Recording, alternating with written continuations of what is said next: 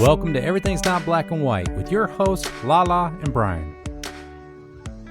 Tonight, a call to end hatred. This past weekend, an apparent Nazi group protested a drag brunch right here in Columbus. Saturday, a group of Nazi protesters disrupted a drag brunch benefiting the Kaleidoscope Youth Center. This was a clear reminder of just how far we've come, but also how much farther we have to go. Hello, everyone. Thank you for coming to today's episode. The clips you just heard were from an event that happened in late April of this year at Land Grant Brewing Company here in Columbus, Ohio. There was a drag brunch fundraiser for Kaleidoscope Youth Center, which is an Ohio-based organization dedicated to the safe and affirming spaces for LGBTQIA plus youth in the community. Today in the studio, we have the executive director of Kaleidoscope, Erin Upchurch Hewitt, with us, and we want to talk about what happened that day. Welcome to the podcast, Erin. Hello. Thank you for having me. We're so pleased. Can you talk us a little bit about what happened that day? This is our second year partnering with Land Grant. You know, we are a nonprofit organization. Land Grant hosted a drag brunch for us. It was exciting. We love doing those things. It's a really good way to involve the community. The morning of, well, let me back up and just say, since last year, we've been really aware of threats to our safety, whether they've been explicit or just the political environment in general.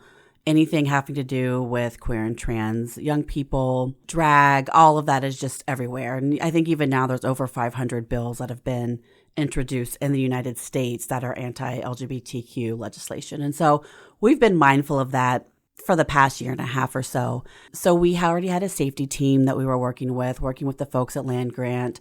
And that morning, we got a phone call that there was some intel about some protesters coming.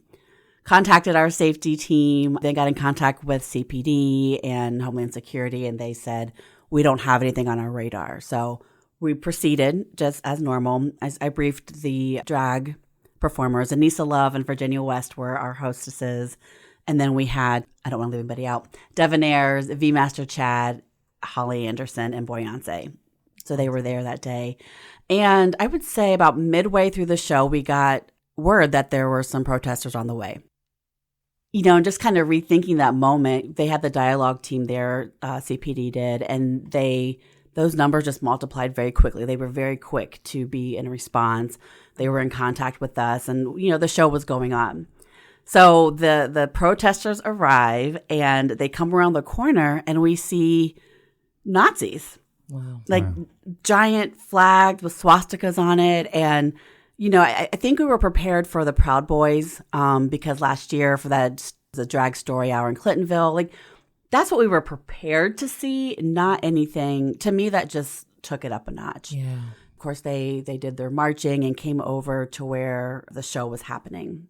And they were chanting some really disgusting, hateful things, calling us pedophiles, saying that we should die. Like, it was just the cruelness of cruelty. I so appreciate our performers who, you know, the show must go on. And what they did and what the dialogue team, they asked how we wanted things to go. And I said, my concern is crowd control. Right. I actually didn't feel like they were going to harm us physically, even though they had their AR-15s and I think some folks maybe had knives. Like, it was very a violent presence. Right. And what I said to the officers is, I'm worried about crowd control. We have a community who's tired. Yes. And they're protective of young people, even though there weren't any youth there. Like, our community doesn't play around that. Right. And so I was really concerned about our community rising up and doing something that would elicit a response.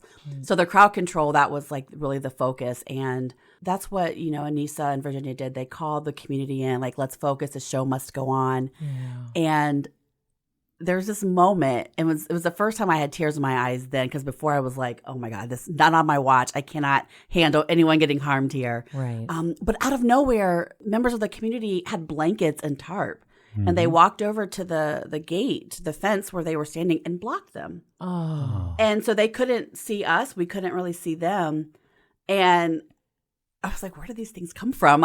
Who just has blankets and tarps with them? Right. And they were taking shifts to see, you know, who, because they were standing there like with their arms up. Oh, wow. And the show went on, and they continued to perform. Virginia changed her song right in the middle of performing to This Is Me. It was something she performed at Pride in 2019. Yeah. The Greatest Showman. And it was just this powerful example of art and community and expression, and this non-negotiable, like this is us, this is who we are, and this is where we are. And I think the best part, there were so many good parts, but Devin Ayers, he did Freedom, Kendrick Lamar, that song, and his performance, and he changed that last minute as well. And he got up on like this stool and he was performing, and he like had his fist in the air, and they left. And we don't know if they left because of that or not. We're going to pretend they did. And they were on their way. And then, of course, the officers were really good about making sure they followed them outside of the city, that they weren't, lingering, and then offered any other support we may need. Wow. That's amazing. Yeah, and some of that we were able to see on the news footage, and it was pretty powerful to watch. Yeah. I just, I'm sitting here literally goosebumps. Yeah. When you were recalling that story. And I think I'm having a visceral reaction because both of our kids are LGBTQIA, and we are those fiercely protective parents. So I feel you. And I think y'all handled it with such grace, because I would have probably been a pit bull. And I have to work on tampering my anger about everything that is happening to our babies. Yeah. I think it's the toughest thing is watching this unfounded and unwarranted hate come out. And as parents, we're trying to be protective, and that crowd control you're talking about was like, you want to protect us from ourselves, because we want to go down there like, hey, this ain't right. Our kids and these people that were at this event aren't doing anything that's hurting anybody. This is just a fundraiser. Matter of fact, it's doing the opposite. It's helping many kids. And it's a sad state of affairs when people use a platform that's out there doing good for such a hateful thing. It makes me sad. Yeah. Makes me sad. I also feel angry. I told my wife recently, I was like, I'm feral about it. And so that means I'm even very intentional about where I have these conversations. There's stuff at the State House. I actually don't really, we have a team that does that, but like I don't have space for the niceties and the diplomatic conversation at this point, because this is not okay. Right. It's not okay. And it's so interesting. I had a conversation just this morning. They were talking about political sides. And I said, this is not a political issue. Nope. Yeah. This is what people are getting caught up with. Oh, I don't talk about politics. Babe, we're talking about human rights. Yes. Yeah. Human beings, the right to be themselves and have autonomy on their own being. Yes. Why is that hard to understand? Yeah. Well, and we debriefed with our staff a couple of days afterwards, because not everybody was there, and they're like, well, it wasn't right. And I said, no, we are not, this isn't normal. I know we're getting desensitized for multiple reasons. We have to have our armor up, but it is not normal to have people shouting hateful, racist, homophobic, transphobic things at your back on a Saturday afternoon. Right. We're not wired for that. Right. Yeah. And I think it's an impact that I don't know that I've even fully unpacked since that time, because like I said, that's not normal. Right. It really isn't. Yeah. And that's, it's so true. I think about, we talk a lot about deregulating or regulating our nervous systems, because the last 3 years alone, unbelievable. It's like it never ends. It's like a crescendo that never comes down. I mean, it's just really, really high all the time. And I even, we were teasing earlier about turning 50. Like, my body can't keep doing this. Like it's fighting against itself in a lot of ways, because I'm trying to hold things in, then I'm trying to rail against the machine, and then I'm like, no, it's too much, come back a little bit. And my body's like, who are you? What are you doing? And I'm like, I don't know.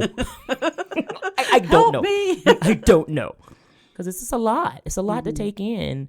And then we're supposed to still do business as usual. Right. Yeah. How's that possible? It's really hard. So I want to talk a little bit about what you do with the Rest Collective, because we're talking about regulating nervous system. So I really think that's important, a part of this conversation. Like you said earlier, there's a lot of legislation. There's a lot of court of public opinion. There's a lot of things swirling around us saying we don't deserve to be here. We don't deserve to belong. And we're combating that. Like, what advice, and tell about the Rest Collective, but what advice do you give us to try to figure out how to navigate through these tough times? So the Rest Collective, we, my wife and I, Karen Hewitt, own the Rest Collective. And we work with individuals, communities, and organizations in relationship with rest. And when we look at rest, it's looking at getting us out of the space of survival, essentially. And so, you know, as humans, as people, we have our nervous systems. We've got the fight, flight, freeze response, and communities and organizations also have nervous systems. There's a pulse there. It's a living system. And so we work with, especially with organizations and communities, there's a lot of calls for like racial equity work and DEI. And when people say, is it DEI? I'm like, sure, that's what we're talking about. What we really talk about is our adaptive strategies and how do we even show up to work? What does that look like? What do we need to dismantle within ourselves? And then the lens of transformative justice is we have to dig up the spaces, the things that caused or allowed harm to occur. And so that's the work we do with organizations. And it's been so transformational to see organizations have those conversations and put together a roadmap and looking at the history and how we got here, but also for communities. And ultimately, I can talk about KYC here because those are my values. I'm living that and I'm seeing it in my organization. It's preparing the field for rest. It's preparing the field so that we aren't making decisions and moves from a place of survival, but from a place of thriving. We act different when we're thriving. We're not worried about our next breath. And so with some organizations and communities, you know, and like at KYC, we do things like we have unlimited PTO because we want to center rest and wellness there. And I know what that stress is like being in the workforce all these years. And we want people to do self-care, but we don't offer them the opportunities and space to do it. So that's like an example of what that might look like organizationally. Individually, you know, we've done some coaching, and then even our own self-work is leadership, working with leaders, and how do you lead from within? From your place of thriving within, from your place of life within, and not, again, being responsive and reactive. So that's like some of that tangible work. I teach yoga classes. And, you know, in terms of advice, this is all such an inside job. And this is an interesting conversation for me because even at work, because, you know, everything overlaps all the time. Of course. We're talking about dignity and what that means. And some of our younger staff are like, well, I don't give dignity to those people at the State House. I don't give dignity to the Republicans. And it's like, you don't give anyone dignity. We all have inherent dignity. And that's a big invitation and a call to say people who hate you, they still have inherent dignity, right? And so it's like going inward and honoring our own dignity and getting really clear regarding the truth about who we are. Because the Nazis can say what they want. I know who I am. And with our youth, I want them to know who they are too. And so for me as a leader, taking those values and that practice and making sure that our team lives that or has an idea of it, because you can't offer it to someone if you don't have it. So if we want to talk about belonging begins here, our staff, our team needs to feel like they belong.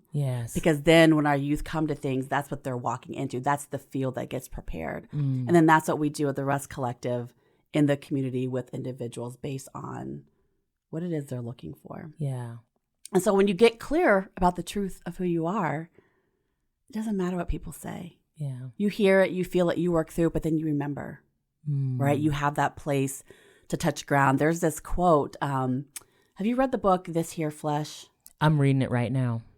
Oh, it's so good. Cole Arthur Riley. And there's this one quote around like why birds land. And she says, birds don't land or come to the ground because they're tired. They do it to remember the ground. And that was fully paraphrasing. But I'm like, you have to remember your ground. You have to remember your home. Where is home? And then we got to find that within ourselves. That grounding is so important to knowing who you are and being in your body, mind, body, and spirit. I love that so much, so much. So when we think about, you know, let's talk a little bit more about KYC. So, you know, people know on our podcast that our kids are LGBTQIA and the journey we have to protect them, support them, and help them know inherently who they are. So talk to us a little bit more about KYC and what you all do there. Sure. We are the largest and longest standing organization in Ohio to serve LGBTQI plus youth and young adults. We're finishing up our 29th year, so we'll hit 30 years. And we have evolved and grown so much, just even since I've been there. I started in 2018 in this position. But we have a drop-in center, which is for ages 12 to 20, Tuesday through Friday. And within our drop-in center, like right now we have a summer institute that's happening with young people where they get to come for 6 weeks.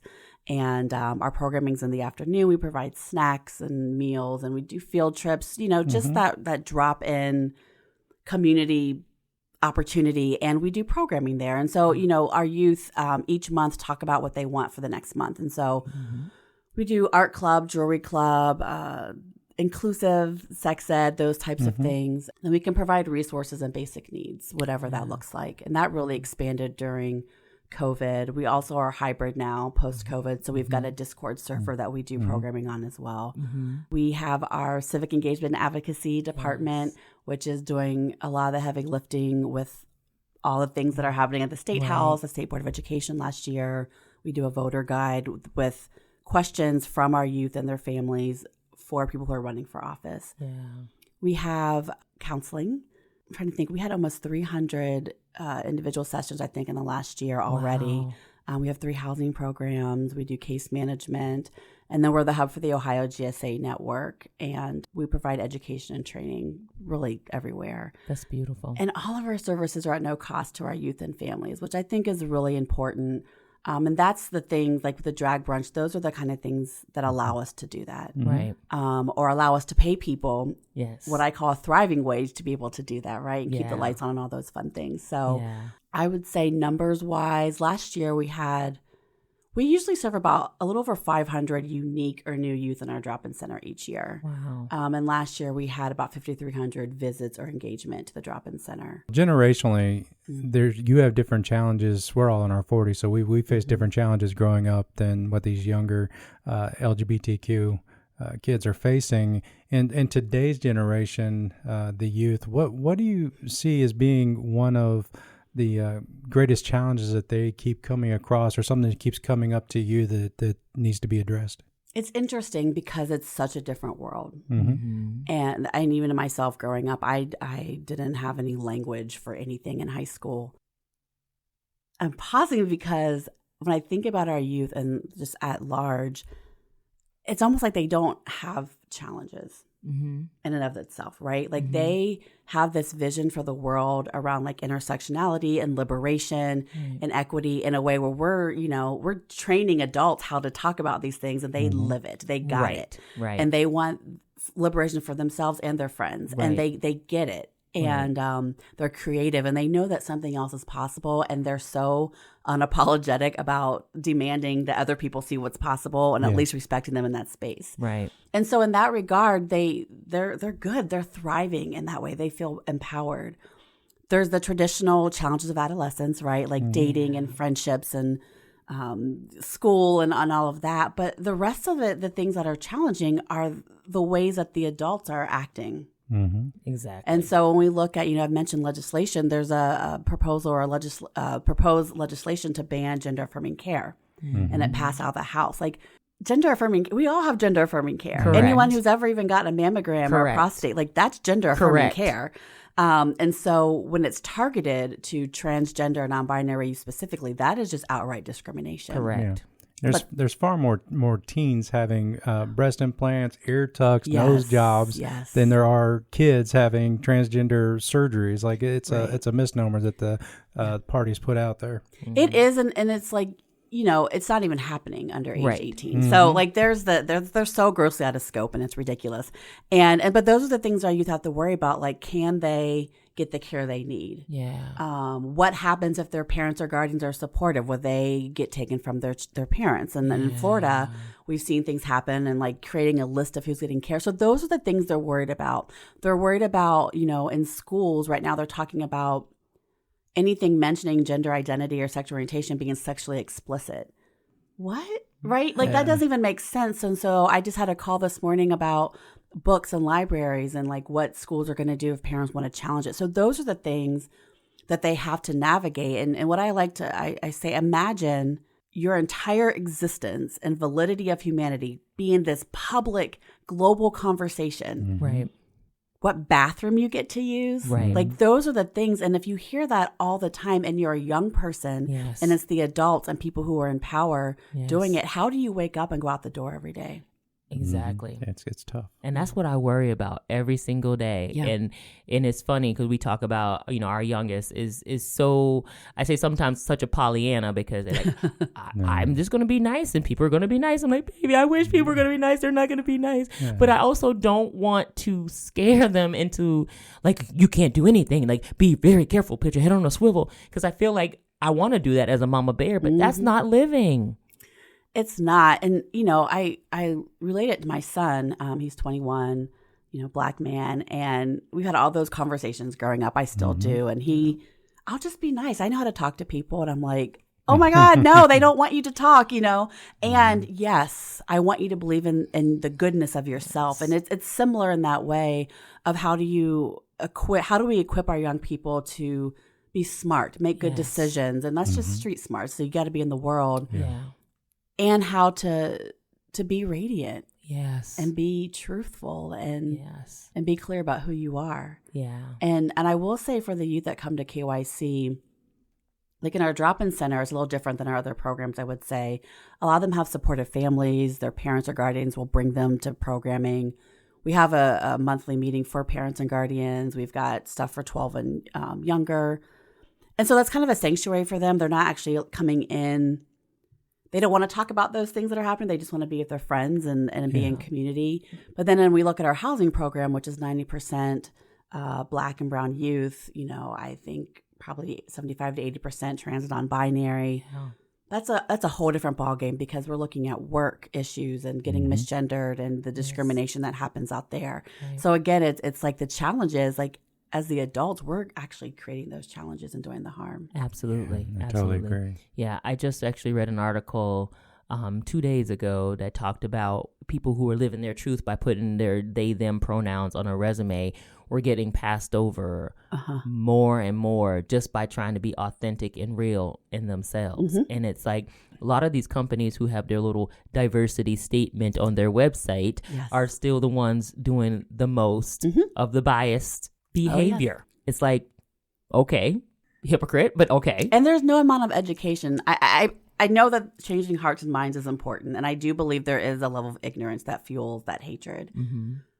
But for people who are committed to hate, there's no education for that. Right. They're going to find a way to live that out, and that's what gets hard. Yeah, they find any way to justify their logic. So with that being said, and thinking, I specifically think about that. How do you instill hope in these youth, knowing everything we just talked about and how the adults are the ones ruining everything for these beautiful babies? How do you give them hope? How do you help them have hope? We live it. We show up every day authentically. If it's a hard day, our team, our staff share it's a hard day, which is why it's important, in these kind of roles that we have representation amongst our team who reflect who we're serving. But every day it's showing up. We call it like a daily grace. Every day when our youth come in and we do check in, they say their name and pronouns. And we've had some youth who I remember a couple of years ago, one youth for 2 weeks had a different name every day because they were trying it out. Yeah. And that just felt so good to say here's the space. And we would say, what name is it today? What are you using? It was part of the conversation. And so we know, and we have to believe this, that a different world is possible. Something else is possible. For me personally, that's what I hope in. I don't hope in people.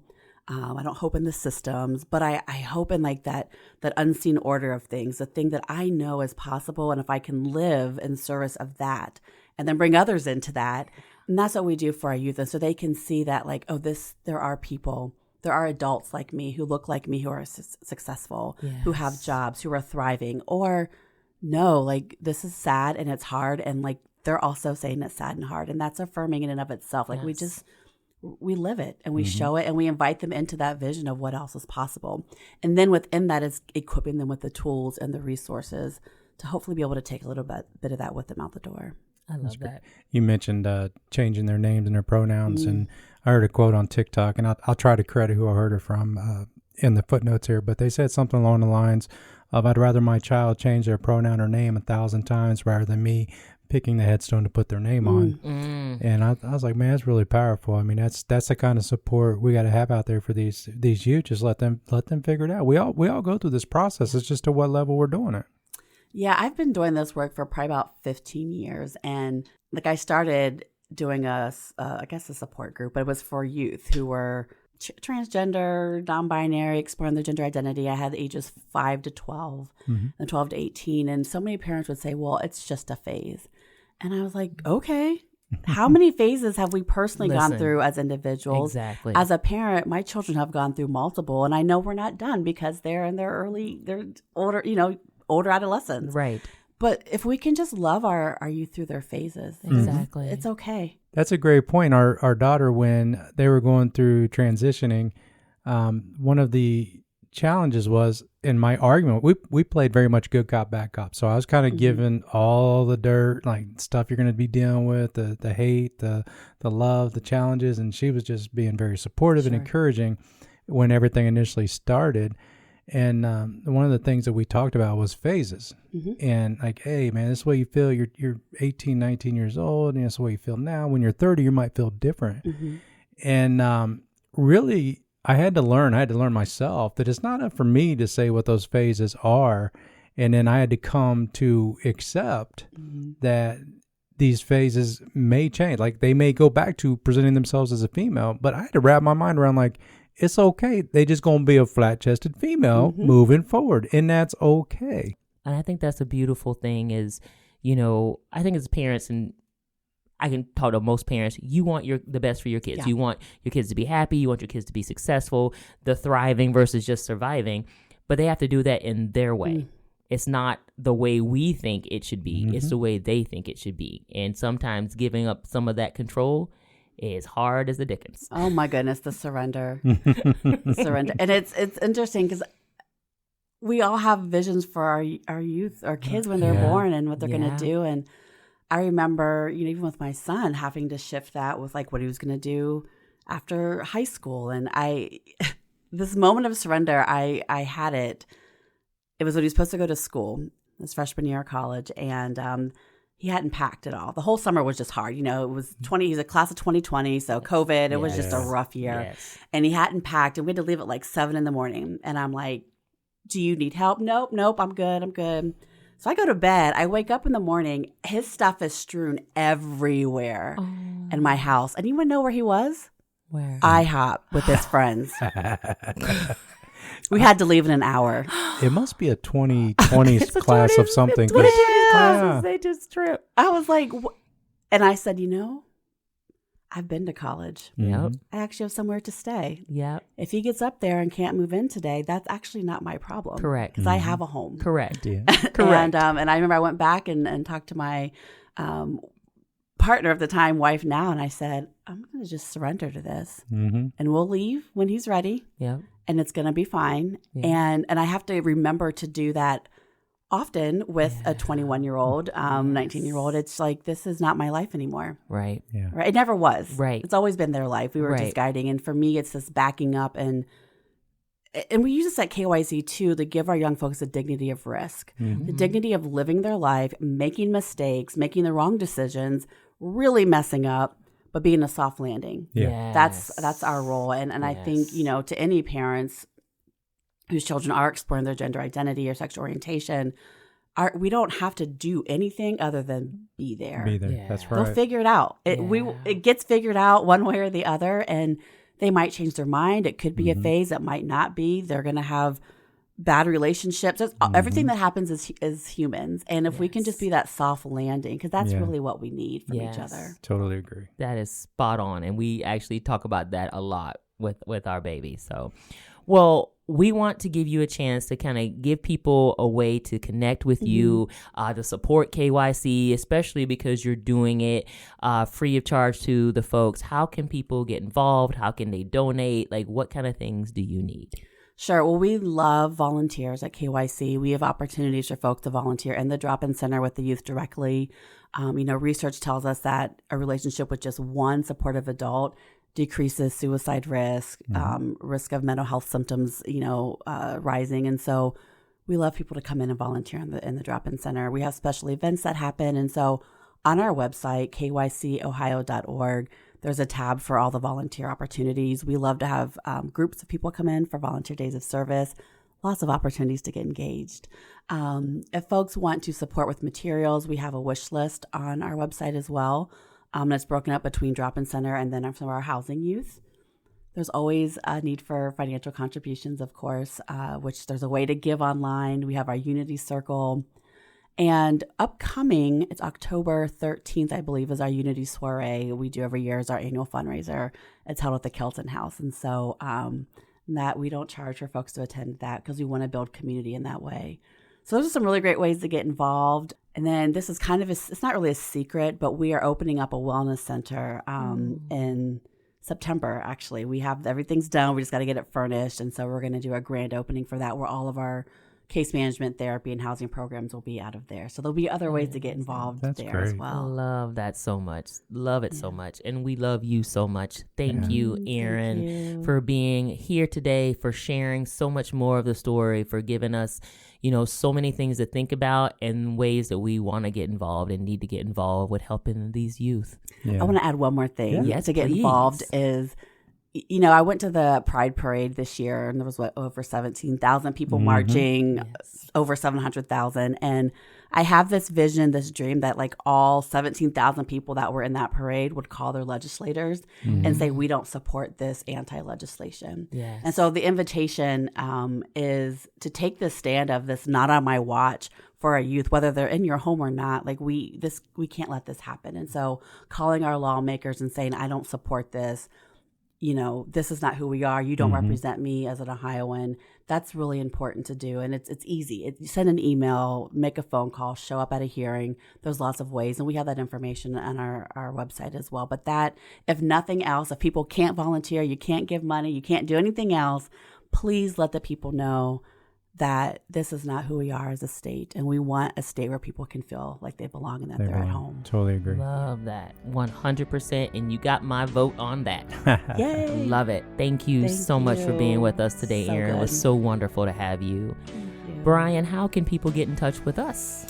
Sure, you can email us at embwpodcast@gmail.com. And if you want to follow and subscribe and like us on Facebook, that'd be great as well. Wonderful. Well, thank you again, Erin. Thank you all for listening. Please like, subscribe, and share, and we'll see you next time. Bye. Bye.